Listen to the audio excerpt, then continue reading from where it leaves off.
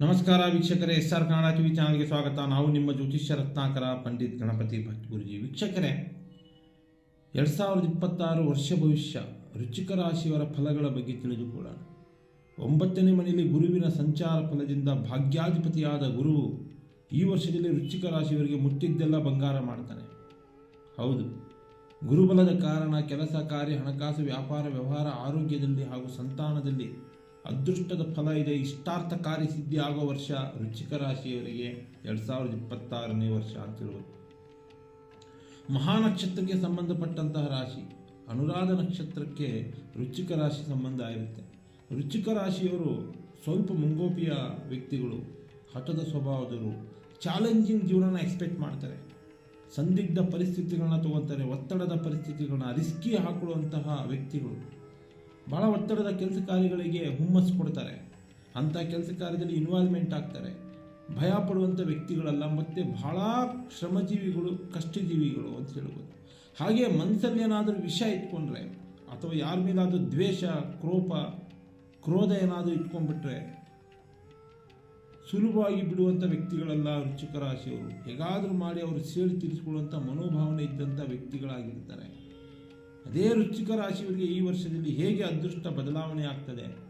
8ನೇ ಮನೆಯಿಂದ 9ನೇ ಮನೆಗೆ ಗುರುವಿನ ಸಂಚಾರ ನಡೆಯುತ್ತೆ. 9ನೇ ಮನೆ ಭಾಗ್ಯಾಧಿಪತಿಯಾದಂಥ ಮನೆ, ಅಂದರೆ ಭಾಗ್ಯದ ಮನೆ. ಯಾವಾಗ 9ನೇ ಮನೆಗೆ ಗುರುವಿನ ಸಂಚಾರ ಆಗುತ್ತೋ ಬಂದ ಕೂಡಲೇ ಹಣಕಾಸಿನ ಸಮಸ್ಯೆ ಪರಿಹಾರ ಸಿಗುತ್ತೆ, ಹಣಕಾಸಿನಲ್ಲಿ ಧನಪ್ರಾಪ್ತಿ ಯೋಗ ಬರುತ್ತೆ. ವರ್ಷಾನುಗಟ್ಟಲೆಯಿಂದ ನೀವೇನಾದರೂ ಸಾಲ ಬಾಧೆಯಿಂದ ನರಳುತ್ತಾ ಇದ್ದರೆ ಈ ವರ್ಷದಲ್ಲಿ ಸಾಲದಿಂದ ಮುಕ್ತರಾಗ್ತೀರ. 100% ಭಾಗ ವೃಶ್ಚಿಕ ರಾಶಿಯವರು ಸಾಲ ಬಾಧೆ ತೀರುತ್ತೆ ಅಂತ ತಿಳ್ಕೊಳ್ಳಿ. ವಿವಾಹ ಯೋಗ ಕೂಡಿ ಬರುತ್ತೆ. ಪಿತ್ರಾರ್ಜಿತ ಆಸ್ತಿ, ಆನುವಂಶಿಕವಾಗಿ ಏನಾದರೂ ಗಲಾಟೆ ಗದ್ದಲಗಳಿಂದ ಆಸ್ತಿ ಬರದೆ ಏನಾದರೂ ಕೋರ್ಟ್ ಕಚೇರಿ ವ್ಯಾಜ್ಯಗಳಲ್ಲಿ ಏನಾದರೂ ನರಳುತ್ತಾ ಇದ್ದರೆ ಪಿತ್ರಾರ್ಜಿತ ಆಸ್ತಿ ನಿಮ್ಮದಾಗುತ್ತೆ. ಕೋರ್ಟ್ ಕಚೇರಿ ವ್ಯಾಜ್ಯಗಳಲ್ಲಿ ನಿಮಗೆ ಗೆಲುವಾಗುತ್ತೆ. ಹೊರದೇಶಕ್ಕೆ ಹೋಗುವಂತಹ ಕೆಲಸ ಕಾರ್ಯಗಳ ನಿಮಿತ್ತ ಹೊರದೇಶಕ್ಕೆ ಹೋಗುವಂತಹ ಲಕ್ಷಣವಿದೆ. ಆ ಅದೃಷ್ಟ ಯೋಗ ಕೂಡ ನಿಮಗೆ ಕೂಡಿ ಬರುತ್ತೆ. ಗುರುವಿನ ಪ್ರಭಾವದಿಂದ ನಿಮ್ಮ ಅದೃಷ್ಟ ಬದಲಾವಣೆ ಆಗಬಹುದು. ಆದರೆ ವೃಶ್ಚಿಕ ರಾಶಿಯವರಿಗೆ ವರ್ಷ ಪೂರ್ತಿ 5ನೇ ಮನೆಯಲ್ಲಿ ಶನಿ, ಅಂದರೆ ಪಂಚಮದಲ್ಲಿ ಶನಿ ಇರುವುದರಿಂದ ಅಪಮಾನ ಅವಮಾನಗಳು ನೀವು ಹೇಗೆ ಏಳಿಗೆ ಆಗ್ತಾ ಹೋಗ್ತಿರೋ ಹಾಗೆ ಶತ್ರುಗಳು ನಿಮಗೆ ಹೆಚ್ಚಾಗ್ತಾ ಹೋಗ್ತಾರೆ. ದೃಷ್ಟಿ ಹೆಚ್ಚಾಗ್ತಾ ಹೋಗುತ್ತೆ, ಅಪಮಾನ ಅವಮಾನಗಳು ಹೆಚ್ಚಾಗ್ತಾ ಹೋಗುತ್ತೆ. ಇನ್ನು ಮಕ್ಕಳ ವಿವಾಹದಲ್ಲಿ ತೊಂದರೆ ಬರುತ್ತೆ. ವೃಶ್ಚಿಕ ರಾಶಿಯವರಿಗೆ ಅಲ್ಲ, ವೃಶ್ಚಿಕ ರಾಶಿಯ ವ್ಯಕ್ತಿಗಳ ಮಕ್ಕಳ ವಿವಾಹದಲ್ಲಿ ತೊಂದರೆ ಬರುತ್ತೆ.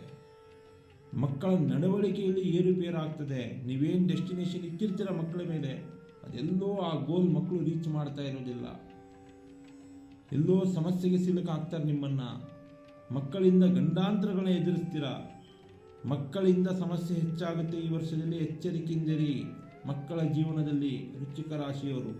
ಇನ್ನು 4ನೇ ಮನೆಯಲ್ಲಿ ರಾಹುವಿನ ಸಂಚಾರದಿಂದ ಕುಟುಂಬಸ್ಥರಿಗೆ ಆರೋಗ್ಯದ ಸಮಸ್ಯೆ ಹೆಚ್ಚಾಗುತ್ತೆ. ಕುಟುಂಬದಲ್ಲಿರುವಂತಹ ವ್ಯಕ್ತಿಗಳಿಗೆ, ನಿಮಗಲ್ಲ, ವಿಶೇಷವಾಗಿ ನಿಮ್ಮ ವೃಶ್ಚಿಕ ರಾಶಿಯವರ ತಾಯಿಯ ಆರೋಗ್ಯದ ಮೇಲೆ ಗಮನ ಇರಲಿ.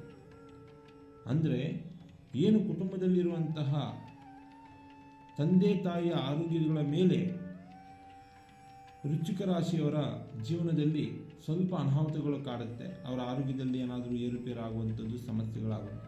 ಇನ್ನು ವೃಶ್ಚಿಕ ರಾಶಿಯವರಿಗೆ 4ನೇ ಮನೆಯ ರಾಹುವಿನಿಂದ ಕಟ್ಟಡ ನಿರ್ಮಾಣ, ಗೃಹ ನಿರ್ಮಾಣ, ಭೂಮಿ ಹಾಗೂ ಜಮೀನು ಖರೀದಿ ವಿಚಾರದಲ್ಲಿ ಅನ್ಯರಿಂದ ತೊಂದರೆ ಬರುತ್ತೆ. ಸುಖ ಸುಮ್ಮನೆ ತೊಂದರೆಗಳು ಕೊಡ್ತಾರೆ.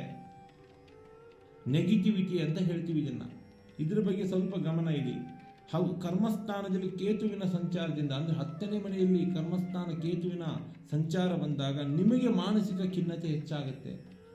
ದಾಯಾದಿ ಕಲಹಗಳು ಹೆಚ್ಚಾಗುತ್ತೆ. ನಿಮ್ಮ ಬೆಳವಣಿಗೆ ಮೇಲೆ ಆಗ್ಬೋದು, ಹೇಳಲಿಕ್ಕಾಗಲ್ಲ. ದಾಯಾದಿ ಕಲಹಗಳು, ಇದರಿಂದ ನಿಮಗೆ ಹೆಚ್ಚಾಗಿ ಕೋಪ ಬರೋದು, ಕ್ರೋಧ ಆಗೋದು, ದ್ವೇಷ ಹೆಚ್ಚಾಗುವಂಥದ್ದು. ಆದಷ್ಟು ನಿಮ್ಮ ಮನಸ್ಸಿನ ಹಿಡಿತವನ್ನು ಇಟ್ಕೋಬೇಕಾಗ್ತದೆ. ಇಲ್ಲ ಅಂದರೆ ನಂಬಿಕಸ್ಥ ವ್ಯಕ್ತಿಯರಿಂದ ಮೋಸರಾಗ್ತೀರಾ. ನಂಬುದವರೇ ನಿಮಗೆ ಮೋಸ ಮಾಡ್ತಾರೆ. ಇದ್ರ ಬಗ್ಗೆನೂ ಎಚ್ಚರಿಕೆಯಿಂದಿರಿ ವೃಶ್ಚಿಕ ರಾಶಿಯವರು. ಹಾಗೆ ಗುರುವಿನ ಪ್ರಭಾವದಿಂದ ವಿದ್ಯಾರ್ಥಿಗಳಿಗಂತರೂ ಒಳ್ಳೆಯ ಫಲ ಇದೆ. ಈ ವಿದ್ಯಾರ್ಥಿಗಳೇನಾದರೂ ಕೆಲಸ ಕಾರ್ಯಕ್ಕೋಸ್ಕರ ಪೊಲೀಸ್ ಇಲಾಖೆ, ವೈದ್ಯಕೀಯ ಕ್ಷೇತ್ರ ಅಥವಾ ಸರ್ಕಾರಿ ಕೆಲಸ ಕಾರ್ಯಗಳಲ್ಲಿ ಏನಾದರೂ ಭಾಗಿಯಾಗಬೇಕು ಅಥವಾ ಸಿಗಬೇಕು ಅಂತ ನೀವೇನಾದರೂ ಪ್ರಯತ್ನ ಪಟ್ಟರೆ ಈ ವರ್ಷದಲ್ಲಿ ಸರ್ಕಾರಿ ಕೆಲಸ ಕಾರ್ಯಗಳು ದಕ್ಕುವಂಥ ಲಕ್ಷಣಗಳಿದೆ.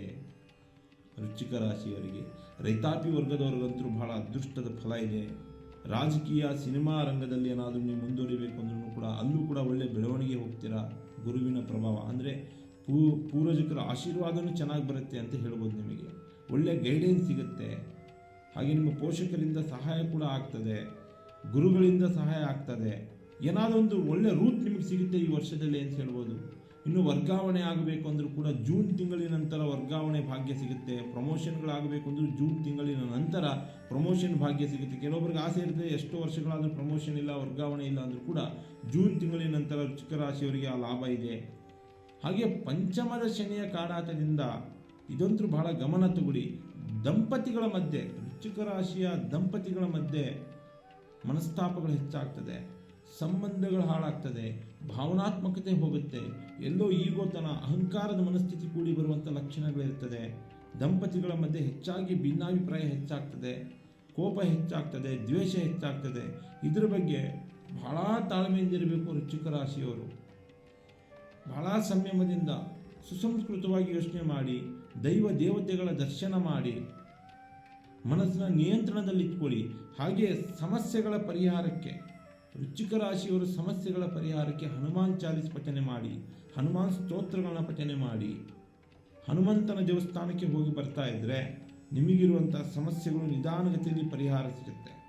ಓವರಾಲ್ ಹೇಳಬೇಕಂದ್ರೆ 2026ನೇ ವರ್ಷದಲ್ಲಿ, ವರ್ಷದ ಪ್ರಾರಂಭದಿಂದ ಹಿಡ್ಕೊಂಡು ವರ್ಷದ ಕಡೆಯ ತಿಂಗಳಿನ ಗಂಟನೂ ಕೂಡ ನಿಮ್ಮ ಅದೃಷ್ಟ ನಿಮ್ಮ ಕೈಯಲ್ಲಿ ಒಂದು ಫಲಾಫಲಗಳು ಶುಭವಾಗಿ ಕೊಡುತ್ತೆ ಅಂತ ಹೇಳ್ಬೋದು ವೃಶ್ಚಿಕ ರಾಶಿಯವರಿಗೆ.